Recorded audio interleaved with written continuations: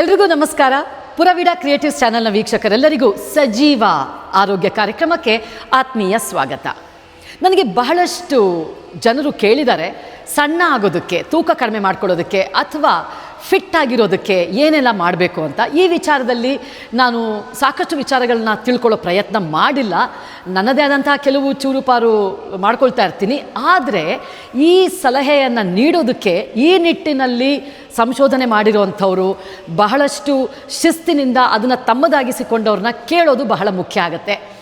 ಈ ವಿಚಾರವಾಗಿ ವೇದಾಂತ್ ಶ್ರೀನಿಧಿಯವರು 95 kgಯಿಂದ 70 kgಗೆ ಕೇವಲ 1 ವರ್ಷ ತಮ್ಮ ಸತತ ಪ್ರಯತ್ನದಿಂದ ಒಂದು ಶಿಸ್ತಾಗ್ಬೋದು, ಒಂದು ಕನ್ಸಿಸ್ಟೆನ್ಸಿಯಿಂದ ಮಾಡಿದ್ದಾರೆ. ಅವರಿಂದ ನಾವು ಸಾಕಷ್ಟು ವಿಚಾರವನ್ನು ಕ್ರಮಬದ್ಧವಾಗಿ ತಿಳ್ಕೊಳ್ಳೋಣ. ಬನ್ನಿ ವೀಕ್ಷಕರೇ. Vedant, hello hello hello. ನಿಮ್ಗೆ ಡಿಸ್ಟರ್ಬ್ ಮಾಡ್ತಾ ಇಲ್ಲ ಅಂತ ಅಂದ್ಕೋತೀನಿ. ಇಲ್ಲ, ಆ ಥರ ಏನಿಲ್ಲ.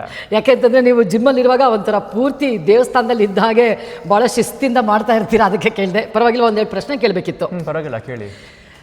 ವೇದಾಂತ್, ನನಗೆ ಸುಮಾರು ಜನ, ಅದರಲ್ಲೂ ಹೆಣ್ಮಕ್ಳು ಜಾಸ್ತಿ, ತೂಕ ಇಳಿಸ್ಬೇಕು ಅಂದರೆ ವೆಯ್ಟ್ ಲಾಸ್ ಮಾಡಬೇಕು, ಅದ್ರ ಬಗ್ಗೆ ಟಿಪ್ಸ್ ಕೊಡಿ ಅಂತ ನನಗೆ ಕೇಳ್ತಾ ಇರ್ತಾರೆ. ಸೊ ನಾನು ಅದ್ರ ಬಗ್ಗೆ ಟಿಪ್ಸ್ ಕೊಡೋಕ್ಕೆ ಹೋಗಿಲ್ಲ. ಯಾಕೆ ಅಂತಂದರೆ ಆ ವಿಚಾರದಲ್ಲಿ ನಾನು ಇದುವರೆಗೂ ಯಾವುದೇ ರೀತಿಯಾದಂಥ ತಿಳ್ಕೊಂಡು ಏನೂ ಮಾಡಿಲ್ಲ.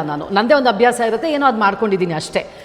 ಅವರಿಗೆ ಉತ್ತರ ಕೊಡೋದಕ್ಕಿಂತ ಮುಂಚೆ ನನಗೆ ನಿಮ್ಮ ಹಾಗೆ, ಯಾಕೆ ಅಂತಂದರೆ ನೀವು ನೋಡಿ 95 kgs ಇದ್ರಿ, 95 kg ಇದ್ರಿ, ತುಂಬ ಬಲ್ಕಿ ಆಗಿದ್ರಿ, ಯದ್ವಾ ಇದ್ರಿ.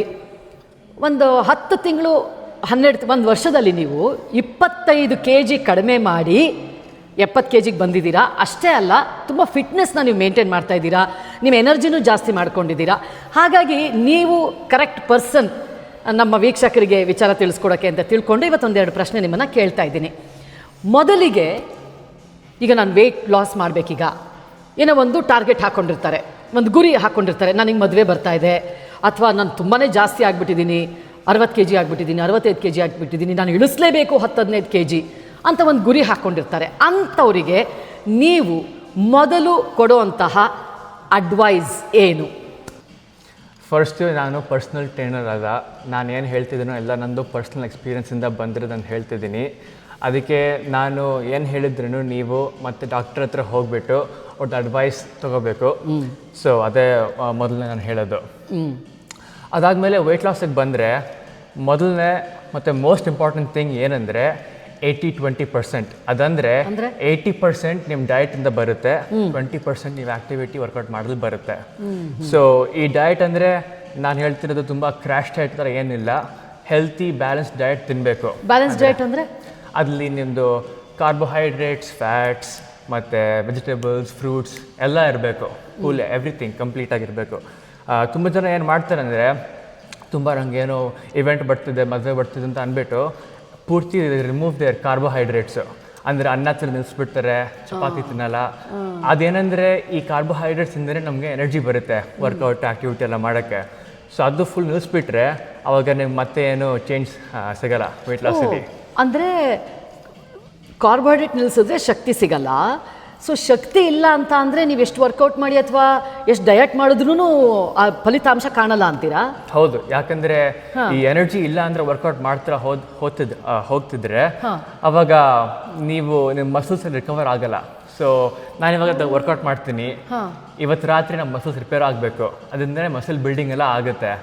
ಆದರೆ ನಾವು ಕರೆಕ್ಟಾಗಿ ನಾವು ತಿಂದಿಲ್ಲ ಅಂದರೆ, ಅನ್ನ ನಿಲ್ಲಿಸ್ಬಿಟ್ರೆ, ಚಪಾತಿ ಎಲ್ಲ ತಿನ್ನಲ್ಲ ಅಂದರೆ ಎನರ್ಜಿ ಸಿಕ್ಕಿಲ್ಲ ಅಂದರೆ ಎನರ್ಜಿ ನಮಗೆ 1-2 ವೀಕ್ಸ್ ಆದಮೇಲೆ ನಮಗೆಲ್ಲ ತುಂಬ ಇಂಜುರೀಸ್ ಸ್ಟಾರ್ಟ್ ಆಗುತ್ತೆ ದೇಹದಲ್ಲಿ. ಹೌದು, ಕಾಲು ಮೈಲೆಲ್ಲ ತುಂಬ ಇಂಜುರೀಸ್ ಸ್ಟಾರ್ಟ್ ಆಗುತ್ತೆ.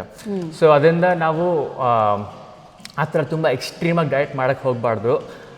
ಸುಮ್ಮನೆ ಆದಷ್ಟು ಈ ಚಿಪ್ಸು, ಡ್ರಿಂಕ್ಸು ಆ ಥರ ಎಲ್ಲ ನಿಲ್ಲಿಸ್ಬೇಕು. ಸ್ವೀಟ್ ಜಂಕ್ ಫುಡ್ ನಿಲ್ಲಿಸ್ಬೇಕು.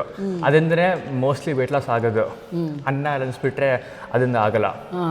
ಈಗ ಸಾಮಾನ್ಯವಾಗಿ ನಾವೀಗ ನಮ್ಮಂಥವ್ರಿಗೆ ಈಗ ಸ್ವೀಟ್ ತುಂಬ ಇಷ್ಟ ಅಂತ ಅಂದರೆ ಅದು ನಿಲ್ಲಿಸೋದು ಕಷ್ಟ ಇರುತ್ತೆ. ಹೌದು. ಸೊ ಅಂಥದನ್ನು ಕಟ್ ಮಾಡಬೇಕು ಅಂತ ನೀವು ಹೇಳ್ತೀರಾ. ಹೌದು. ಈಗ ತುಂಬ ನಮ್ಮ ದೇಹಕ್ಕೆ ಅಪಾಯ, ಇದರಿಂದನೇ ತೂಕ ಜಾಸ್ತಿ ಆಗೋ ಅನ್ನೋದು 1-2 ಪಾಯಿಂಟ್ ಹೇಳಿ. ಸೊ ಸಕ್ಕರೆ ಸಕ್ಕರೆ ಅಂದ್ರೆ ಶುಗರ್ Sweet. ಅದು ಫಸ್ಟ್ ಮೋಸ್ಟ್ ಇಂಪಾರ್ಟೆಂಟು. ಅದಾದಮೇಲೆ ಚಿಪ್ಸ್ ಸ್ನ್ಯಾಕ್ಸ್ ಎಲ್ಲ ತಿನ್ನೋದು, ಎಣ್ಣೆಲಿ ಕರ್ದಿರೋ ತುಂಬ ಅದು, ಮತ್ತು ಶುಗರ್ ನಾನು ಹೇಳೋದು. ಸೊ ಮೋಸ್ಟ್ ಲೈಕ್ ಅದು ಕಟ್ ಮಾಡಿದ್ರೇ ವೆಯ್ಟ್ ಲಾಸ್ ತುಂಬ ವ್ಯತ್ಯಾಸ ಕಾಣಿಸುತ್ತೆ. ಆಮೇಲೆ ಈಗ ದಿನಕ್ಕೆ 3 ಹೊತ್ತು ಊಟ ಮಾಡ್ತೀವಿ. ಈಗ ಬೆಳಗ್ಗೆ ತಿಂಡಿ, ಮಧ್ಯಾಹ್ನ ಊಟ, ರಾತ್ರಿ ಊಟ. ಮಧ್ಯದಲ್ಲಿ ತಿನ್ನಿ ಅಂತ ಅಡ್ವೈಸ್ ಮಾಡ್ತೀರಾ ನೀವು, ಅಥವಾ ಇಲ್ಲ 3 ಟೈಮ್ಗೆ ಫಿಕ್ಸ್ ಆಗಿಬಿಡಿ ಅಂತ ಹೇಳ್ತೀರಾ? ಸೊ ನಾನು ಹೇಳೋದು 3 ಮೀಲ್ ತಿಂತಿರೋ, 2 ತಿಂತಿರೋ, 1 ತಿಂತಿರೋ, ಎಷ್ಟಿದ್ರೂ ನೀವು ಕನ್ಸಿಸ್ಟೆಂಟಾಗಿ ಇರಬೇಕು. ಸೊ ತುಂಬ ಜನಕ್ಕೆ ತುಂಬ ಡಿಫ್ರೆಂಟಾಗಿರುತ್ತೆ ರಿಕ್ವೈರ್ಮೆಂಟ್ಸ್ ಎಲ್ಲ. ಒಬ್ರಿಗೆ 2 ಮೀಲ್ ಸಾಕಾಗುತ್ತೆ, ಒಬ್ರಿಗೆ 4 ಬೇಕಾಗಿರುತ್ತೆ. ಸೊ ಅದೆಲ್ಲ ಪರ್ಸನ್ ಡಿಪೆಂಡ್ ಆಗುತ್ತೆ. ಮತ್ತು ಅದು ನಮ್ಗೆ ಗೊತ್ತಿರಲ್ಲ ನಿಮ್ಮೆಲ್ಲರಿಗೂ ಹೆಂಗಿರುತ್ತೆ ಅಂತ. ಸೊ ಒಬ್ಬೊಬ್ರು ದೇಹ ಒಂದೊಂಥರ, ಒಬ್ಬೊಬ್ರು ಆಕ್ಟಿವಿಟಿ ಒಂದೊಂಥರ. ಹೌದು, ಎಕ್ಸಾಕ್ಟ್ಲಿ. ಸೊ ಅದಕ್ಕೆ ನಾನು ಹೇಳೋಕ್ಕಾಗಲ್ಲ. ಅದು ನಾನು ಏನು ಹೇಳ್ತೀನಿ ಅಂದರೆ, ವೆಯ್ಟ್ ಲಾಸ್ ಎಲ್ಲ ಕಾಣಿಸ್ಬೇಕಂದ್ರೆ ತುಂಬ ಕನ್ಸಿಸ್ಟೆಂಟಾಗಿ ಇರಬೇಕು. ಸೊ ನೀವು ಪದೇ ಹೋಗ್ಬಿಟ್ಟು ವೇಯಿಂಗ್ ಸ್ಕೇಲ್ ನಿಂತ್ಕೊಂಡ್ರೆ ಏನು ವೆಯ್ಟ್ ಚೇಂಜ್ ಆಗ್ತಾಯಿಲ್ಲ ಅಂತ ಅಂದ್ಕೊಂಡಿದ್ರೆ ಅದು ಟೈಮ್ ತೊಗೊಳುತ್ತೆ. ಒಂದು 2-3 ತಿಂಗಳು ಆಗುತ್ತೆ ಟು ನೋಟಿಸ್ ಡಿಫ್ರೆನ್ಸ್ ಆ ಥರ. ಸೊ ಅದು ನಾನು ಹೇಳ್ತೀನಿ ಅಂದರೆ, ನೀವು ಕನ್ಸಿಸ್ಟೆಂಟಾಗಿ ಇರಬೇಕು, ಮತ್ತು ತುಂಬ ಹೋಪ್ ಇಟ್ಕೊಂಡು ನೀವು have to keep going forward. ಯಾಕಂದರೆ ನೀವು ಅಯ್ಯೋ ನಾನು ನೆನ್ನೆ ವೆಯ್ಟ್ ನೋಡಿದ್ದೆ, ಇವತ್ತಿಗೆ 1 kg ಕರಗಿಸಿಲ್ಲ ಅಂತ ಅಂದ್ಕೊಂಡ್ರೆ ಆ ಥರ ಯಾರಿಗೂ ಆಗಲ್ಲ. ಸೊ